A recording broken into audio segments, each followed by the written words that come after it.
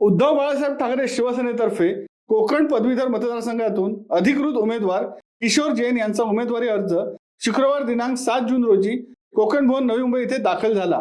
यावेळी त्यांच्यासोबत शिवसेना उपनेते विजय कदम, शिवसेना रायगड जिल्हा प्रमुख शिरीष गरत, दक्षिण रायगड शिवसेना जिल्हा प्रमुख अनिल नवगणे, उत्तर रायगड शिवसेना जिल्हा प्रमुख सुरेंद्र म्हात्रे, शिवसेना जिल्हा प्रमुख ऐरोली विभाग द्वारकानाथ भोईर, शिवसेना जिल्हा प्रमुख नवी मुंबई विठ्ठल मोरे, युवा नेता सहसचिव अवचित राऊत, विधानसभा संघटक दीपक निकम, पनवेल विधानसभा समन्वयक प्रदीप ठाकूर, पनवेल तालुका संपर्क प्रमुख योगेश तांडेल, तालुका प्रमुख ज्ञानेश्वर बडे, संदीप तांडेल, महानगर समन्वयक दीपक गरत, युवासेना जिल्हा अधिकारी पराग मोहिते, शहर प्रमुख प्रवीण जाधव, नितीन देशमुख, सदानंद शिर्के, रामदास गोवारी, प्रदीप केणी, सूर्यकांत मस्कर, उपजिल्हा संघटिका सौ रेवती सपकाळ, तालुका संघटिका सौ अनिता डांगरकर, सौ लीना गरड, शिवसैनिक आदी पदाधिकारी उपस्थित होते।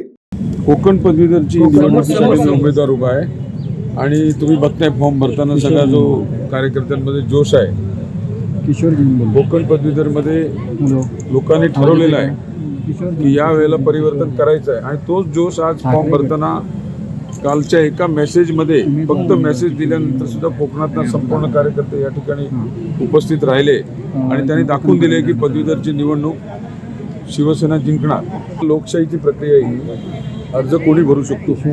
आता काल परवा मध्ये महायुतीमध्ये पण भरपूर नावं होती आणि आता आज ती नावं कमी झालेली दिसतात, त्यांच्यात पण अपक्ष वगैरे वेगवेगळे फॉर्म आले आणि म्हणून निवडणुकीचा माघार घेण्याची वेळ जिथपर्यंत आहे त्याच्यानंतर जे शिल्लक राहतील ते खरे उमेदवार। आणि मी तुम्हाला या निमित्ताने सांगतो की महायुती आणि महाआघाडी असाच संघर्ष या ठिकाणी या कोकण पदवीधरमध्ये होणार हा विश्वास मला आहे। कार्यकर्त्यांमध्ये उत्साह असल्यानंतर या गोष्टी होत असतात, परंतु आमच्या कार्यकर्त्यांनी आवाज दिल्यानंतर मोदीचा आवाज बंद झाला इथे। शिवसत्ता टाइम्ससाठी दत्ता मोकल, खारघर।